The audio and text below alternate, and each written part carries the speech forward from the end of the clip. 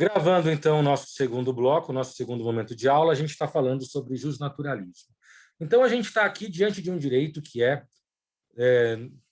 natural, uma lei básica que se aplica a todas as pessoas, em todos os lugares, para todos sempre. Pelo menos essa é a pretensão do direito natural. Nós temos aqui uma citação que eu coloquei para vocês, da professora Ana Lúcia. Ela diz o seguinte: o direito natural é, ao mesmo tempo, anterior à criação da sociedade e das instituições políticas e superior ao direito escrito, estabelecido pela sociedade.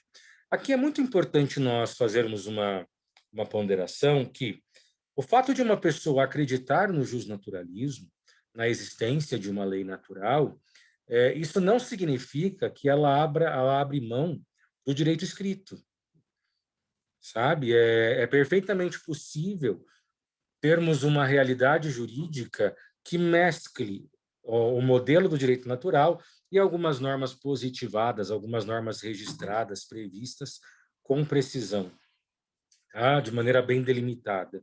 O fato de acreditar no direito natural, isso não exclui as outras expressões ou outras maneiras como o direito acaba aparecendo na sociedade. Então, para a gente entender, né, para essa galera do direito natural, são regras que sempre existiram, né, sempre existiram e vão continuar existindo. Se você pega o livro do Montesquieu, O Espírito das Leis, existe uma previsão no livro do Montesquieu que eu acho muito, muito, muito interessante, sabe? Essa previsão. Que ele diz o seguinte, explicando o direito natural. Ele fala assim: antes de termos uma previsão escrita, reconhecida, a existência de um círculo, sempre pressupôs que todos os raios tivessem o mesmo tamanho.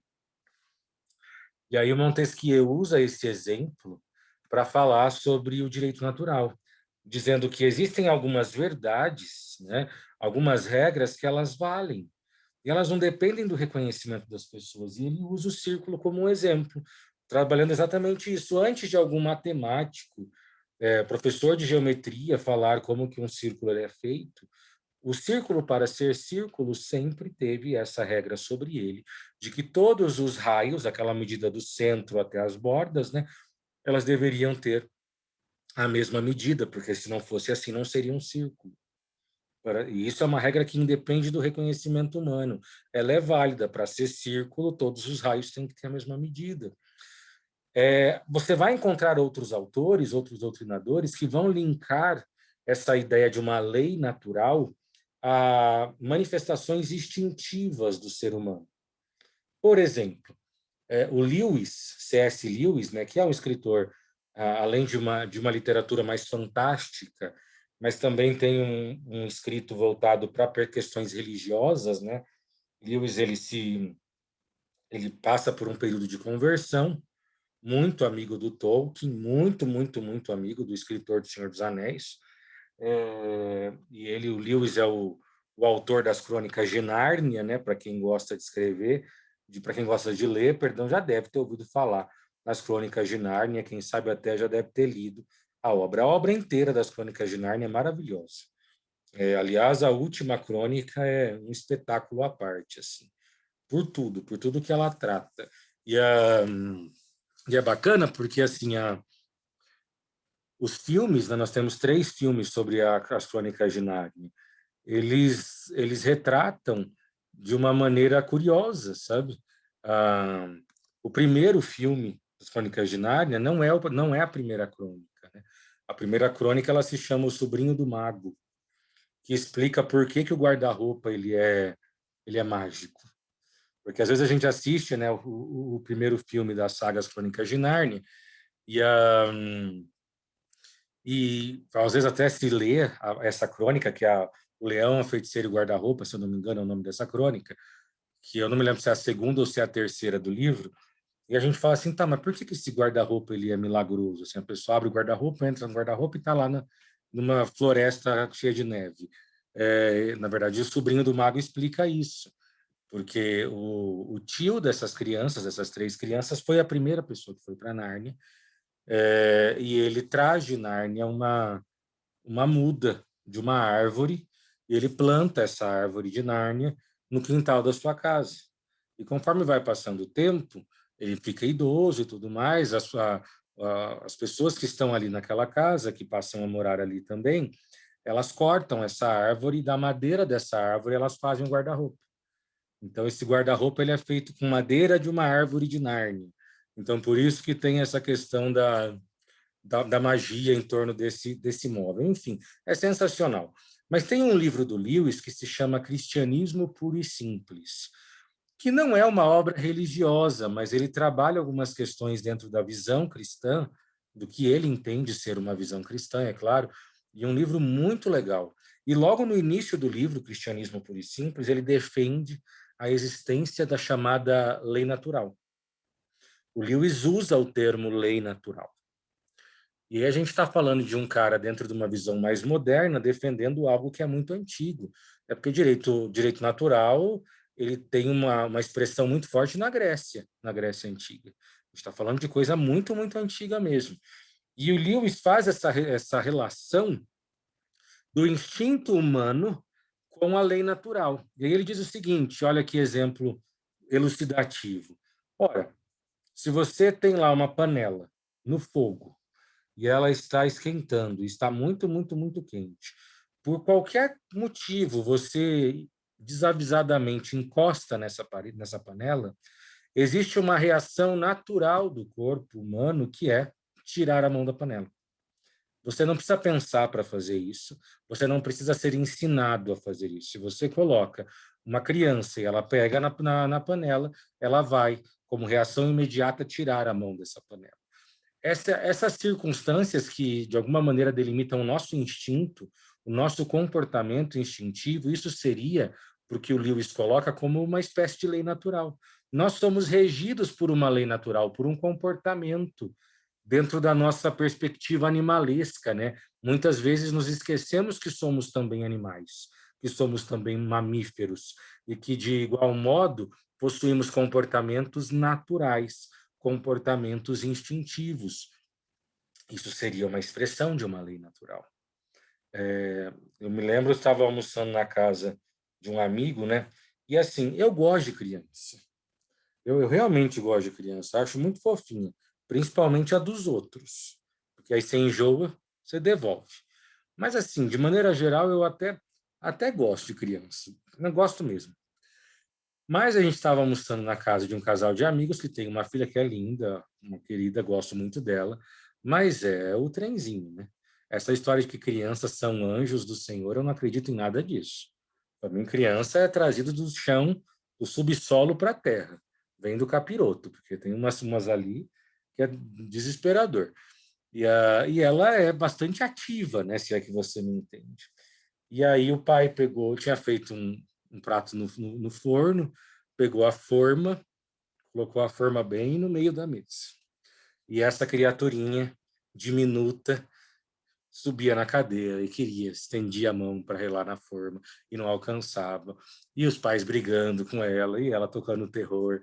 E aí a gente conversando, ninguém percebeu que ela começou a puxar a toalha. E no que ela começou a puxar a toalha, a forma foi chegando perto dela, até que a hora que ninguém estava vendo, ela meteu a mão na forma de inox.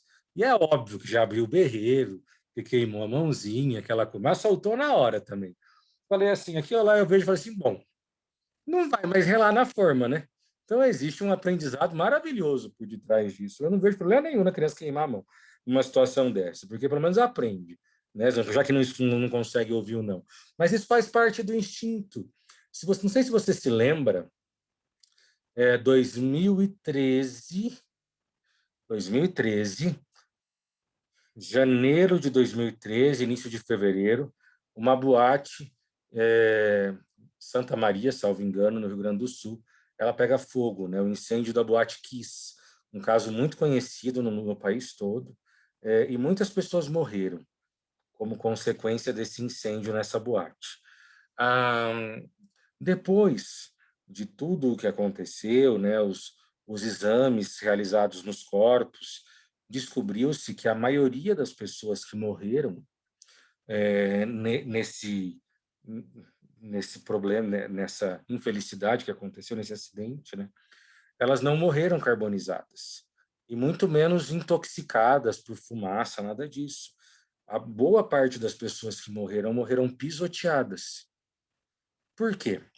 Porque na hora do desespero, ninguém sabia muito para onde correr. Na hora que alguém viu ali uma porta de uma saída de emergência, todo mundo corre para lá. E aí, meu filho, é a lei do mais forte. Porque nessa situação, se não, o instinto nosso nos diz, vamos salvar eu. Por que que eu vou ter qualquer tipo de compaixão por uma pessoa que eu mal conheço? Talvez se eu estou lá com um irmão, eu até posso me preocupar eventualmente com ele, mas, do contrário, nessas horas, as pessoas pensam muito menos com a razão, elas pensam com o instinto. Então, essa ideia de autopreservação é uma lei instintiva que orienta o nosso comportamento. Não sei se você, assim como eu, gosta de algum tempo de pouca coisa para pensar, né? Você quer relaxar um pouco a mente, aí eu gosto de assistir, tipo, pegadinhas, essas coisas no YouTube. Aí vou lá procurar pegadinhas no YouTube. E aí eu me lembro de uma que tinha um canal em Maringá que era muito famoso, chamado Boom, mas faz muito tempo que eu não vejo nada muito forte deles, assim. Tinha uma época que era muito forte mesmo o canal Boom, com muito vídeo toda semana, muito conhecida, o Thiago Fonseca que cuidava do canal, faz mais de ano que eu não vejo nada deles. E tinha uma pegadinha que era o seguinte, as pessoas sentados no lugar lá para esperar circular, em Maringá, acho que na Tiradentes, né, foi filmado essa, e aí pega tipo uma ponteira de laser e vai apontando para as pessoas. E aí uma das pessoas que está sentada lá no ponto de ônibus era do grupinho lá das pegadinhas, né? Aí aponta-se o laser nele, solta-se um barulho de tiro e esse cara cai, como se aquilo lá fosse uma mira de laser e tal. E aí o povo do ponto de ônibus sai correndo.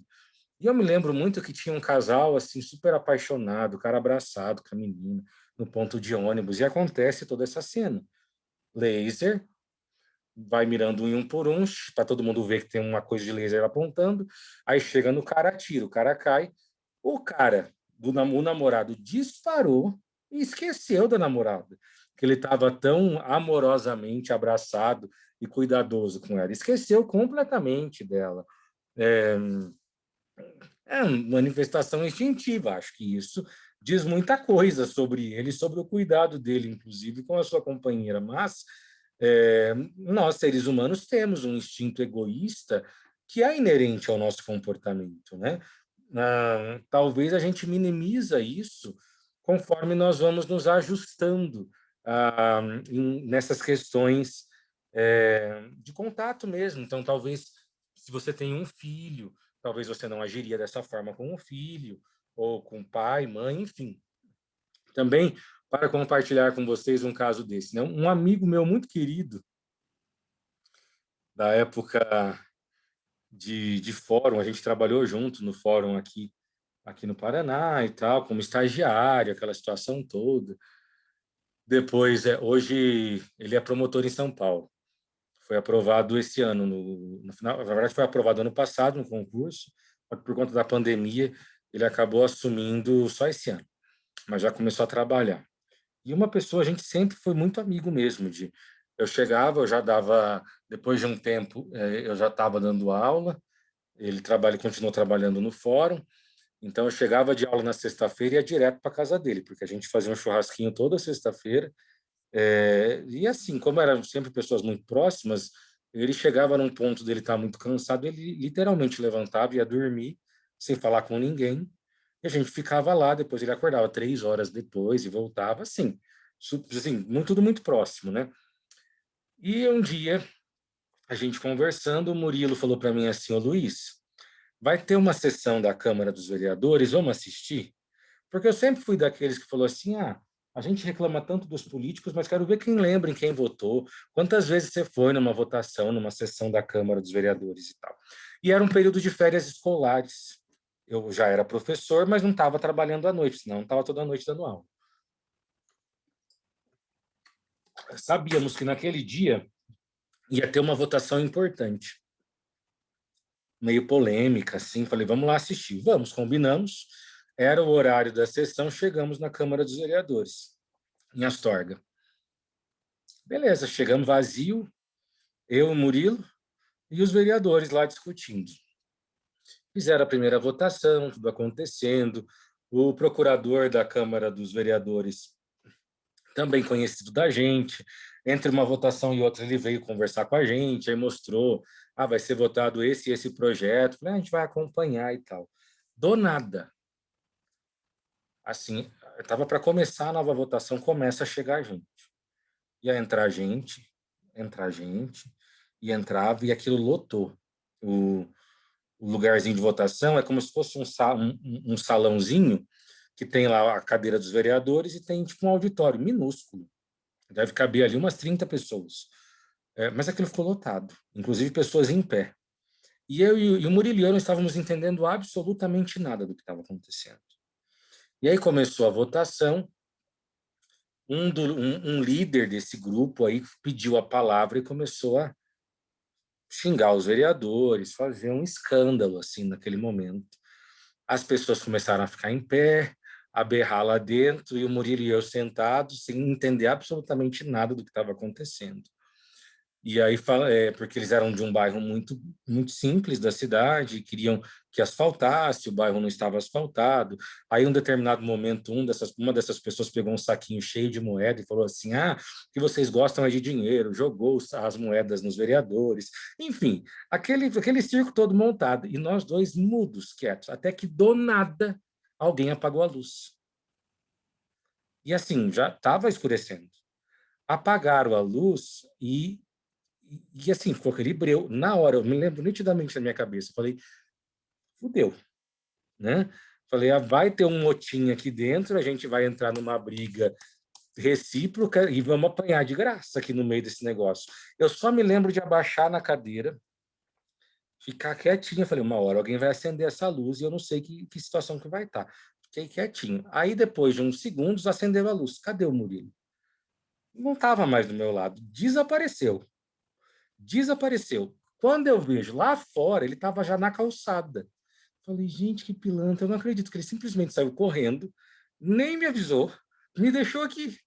Foi tipo, você que se lasque, você que se vire, eu vou me proteger, vou cuidar de mim. E aí eu me lembro, porque tinha gente filmando toda essa situação. Depois isso foi para o YouTube, aí eu vi no YouTube pega exatamente eu virando e vendo assim aquela galera, eu assustado, a hora que apaga a luz no Murilo do meu lado, a hora que acende, não existe mais ninguém do meu lado, e eu lá sozinho, enfim. É, essa situação do comportamento instintivo da pessoa.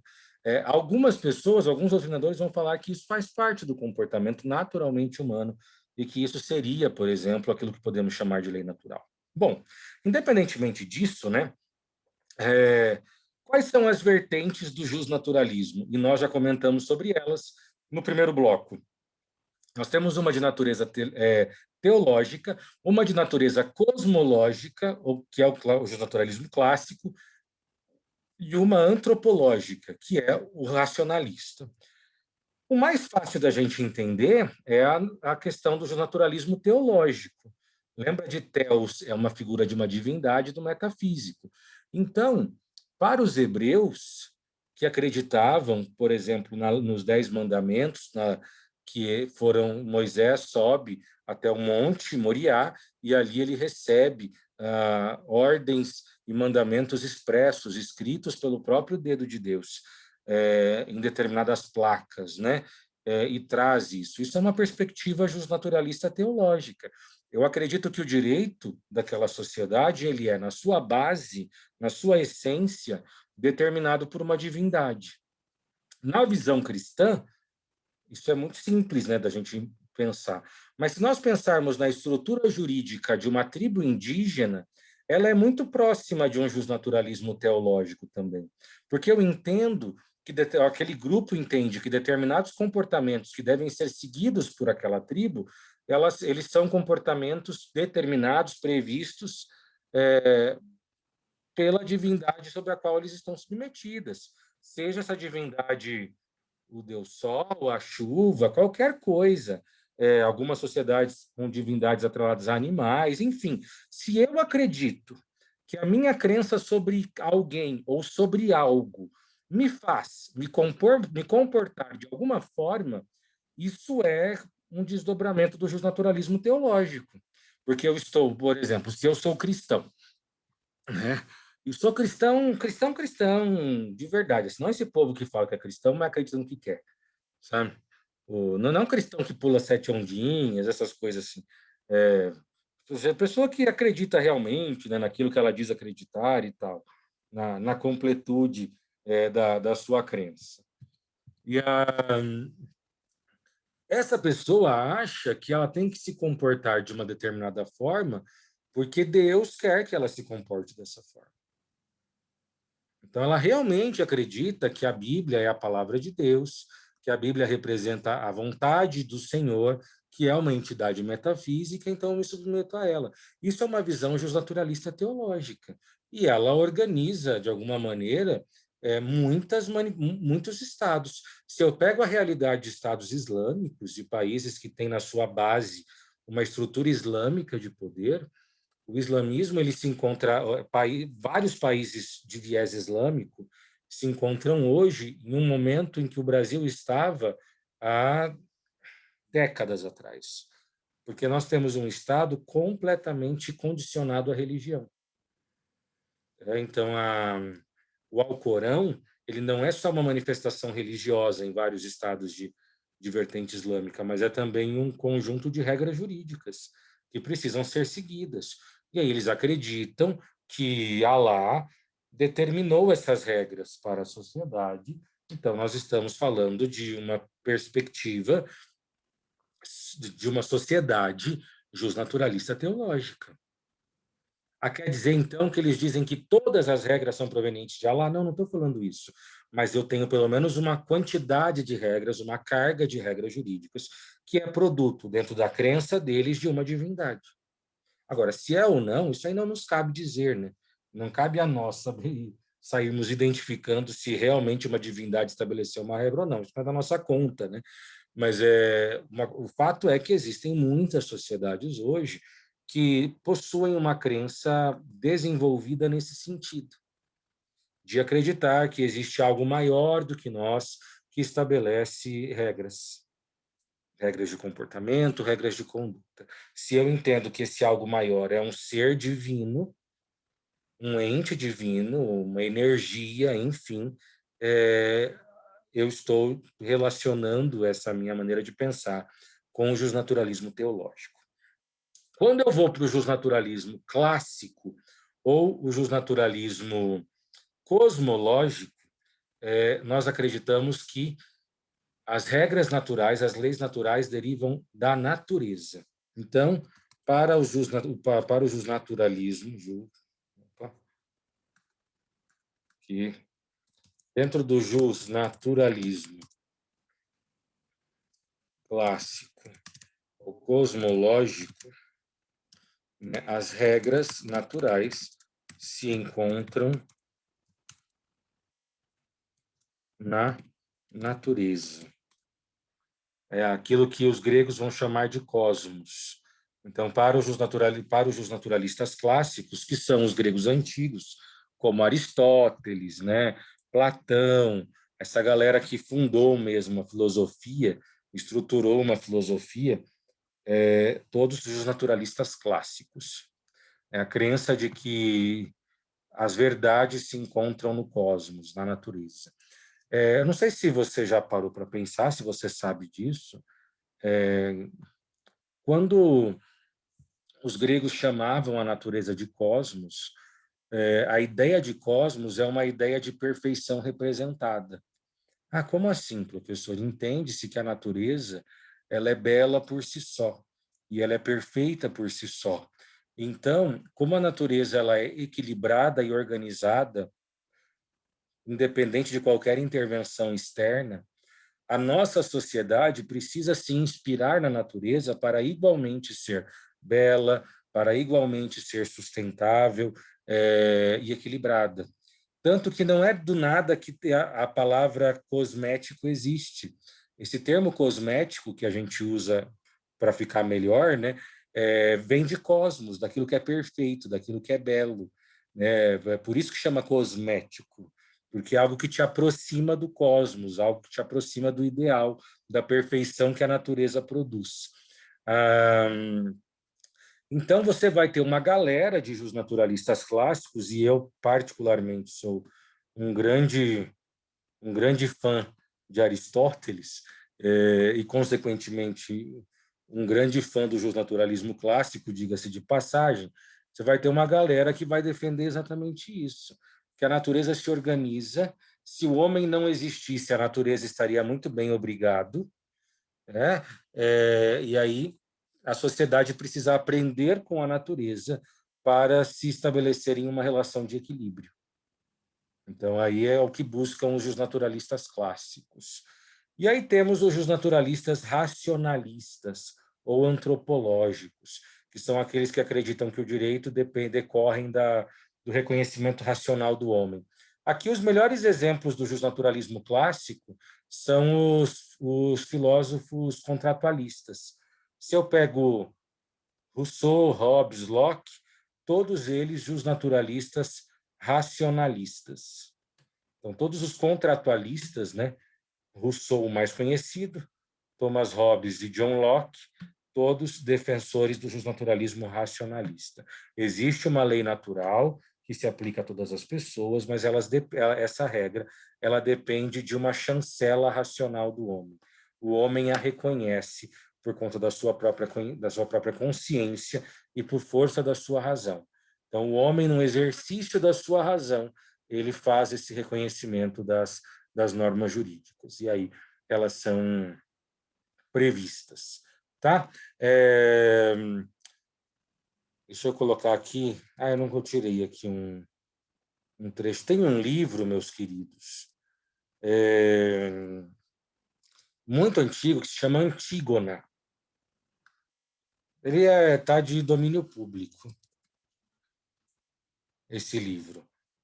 Então, qualquer um consegue baixar e tudo mais. O livro Antígona é uma peça, como se fosse um teatro mesmo, todo estruturado em falas, e ele é totalmente justnaturalista. Totalmente justnaturalista. Numa visão justnaturalista claríssima, assim. Muito interessante. É sempre essa ideia de que existe uma lei natural, eterna e imutável. Olha aqui uma citação que eu coloquei para os senhores sobre a vertente cosmológica, né, ou clássica. O direito natural clássico dos gregos compreende uma concepção essencialista ou substancialista do direito natural. A natureza contém em si a própria lei, fonte de ordem, em que se processam os movimentos dos corpos ou que se articulam seus elementos constitutivos essenciais. A ordem da natureza é permanente, constante e imutável. Trata-se da concepção cosmológica da natureza que marcou o pensamento grego pré-socrático. Então, aqui nós temos uma visão de que, da mesma maneira como a natureza ela se autodetermina, a sociedade precisa entender que essas regras naturais elas devem ser aplicadas para a própria sociedade. E isso vai favorecer o estabelecimento de uma sociedade plena, né? De uma sociedade saudável, produtora das grandes virtudes, né? Meus queridos, vamos lá, para a gente fechar essa fala do justnaturalismo. Independente da vertente, se é teológico, cosmológico ou racionalista, as três defendem a mesma coisa: a existência de uma lei eterna, imutável, válida para todas as pessoas em todos os lugares. Mas entenda que isso não significa a existência de um código super completo. Não. São valores que se reconhecem como universais, né? Então, por exemplo, quais seriam os valores justnaturalistas, né? Valores reconhecidamente justnaturalistas. Fazer o bem, fazer o bem, dar a cada um o que lhe é devido por direito, agir honestamente. Esses três princípios, eles são a tríade básica, eles representam a tríade essencial do direito natural, em que as regras jurídicas, o ser humano, ele naturalmente está inclinado, tendo aprendido ou não, a prever regras que determinem que as pessoas devem agir de maneira benéfica, fazer o bem, elas devem agir honestamente e também dar a cada um o que é devido, né? Reconhecer aquilo que é do outro e ter comigo aquilo que é meu. Esses são os 3 valores básicos, essenciais, reconhecidos pelo direito natural. Depois, alguns outros valores foram sendo traçados. Quando a gente pensa na figura dos direitos humanos, Declaração Universal dos Direitos Humanos, eu pego a Declaração de 1948. É impossível eu não achar que a Declaração de 1948 não tem relação com o justnaturalismo. Porque eu estou falando de uma galera que reconheceu vários direitos que devem ser válidos em todos os lugares para todas as pessoas, independente da maneira como a sociedade se organiza. Então, hoje, quando eu tenho uma Organização das Nações Unidas que envolve mais de 192 países, ou seja, é quase a totalidade do globo, e todos eles submetidos à Declaração Universal dos Direitos Humanos, é muito tranquilo eu falar, olha, essa perspectiva de direitos humanos, ela é muito próxima daquilo que se defendia enquanto direito natural lá atrás, lá na antiguidade, né? Todos esses direitos produtos dessa perspectiva, né? Do agir honestamente, do fazer o bem, é, do respeitar aquilo que é do outro e ter comigo aquilo que é meu. Enfim, são premissas aí muito, muito, muito importantes. Segunda escola de formação do pensamento é a escola da exegese. Alguma pergunta até aqui? Rubens, tem pergunta, Rubens?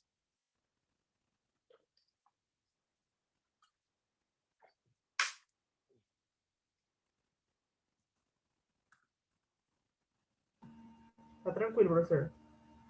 Beleza. Rodrigo, eu vou sair falando aleatoriamente. Tem pergunta, Rodrigo? Alguma consideração? E também a gente faz isso de sair aleatoriamente, porque daí a gente descobre quem está aqui e quem não está, né? Tranquilo também aqui, professor. Muito bem. Guilherme. E aí, Guilherme, tudo Tranquilo certo? também. Muito bem. Tranquilo. Cadê o parente do Adams? Ô, Cauã, e aí, tudo certo? Tá vindo, professor? Beleza. Próxima escola, escola da exegese. Pessoal, a escola da exegese, num primeiro momento, ela não é um contraponto ao justnaturalismo. Eu estou apresentando para vocês as escolas em ordem, tá? De surgimento. Ela não apresenta logo de cara uma contrariedade ao viés justnaturalista. Logo de cara, não, tá? Mas ela, com o tempo, ela começa a ficar um pouco mais difícil, sabe? Por quê? Porque ela passa a dizer, a defender a necessidade de escrever as regras jurídicas. Tá? Então, o que vai acontecer, né?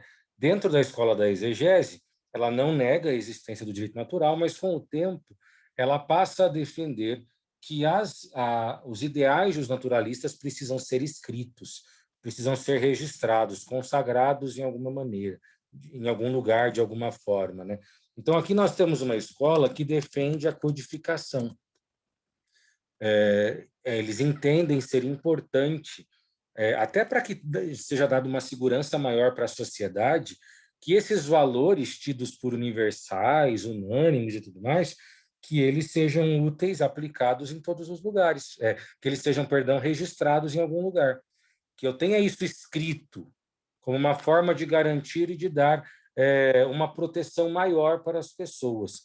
Então, o que a escola da exegese faz é sustentar esse dever de registrar o direito de alguma maneira escrita, né? Essa escola da exegese, ela tem o seu ápice no Código Napoleônico de 1804. Você está estudando direito civil, o Código Napoleônico de 1804 é o Código Civil francês, ele é um dos principais códigos franceses do mundo, um dos principais códigos civil do mundo. Então, ele é muito, muito importante para estudar o próprio direito civil. Um código válido até hoje, inclusive na França, diga-se de passagem. Então, ele representa esse ideal da escola da exegese, valores dos naturalistas mais registrados em um código.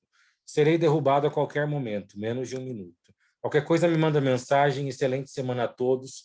Beijos e abraços. Até mais, gente. Brigadão. Falou. Tchau, tchau.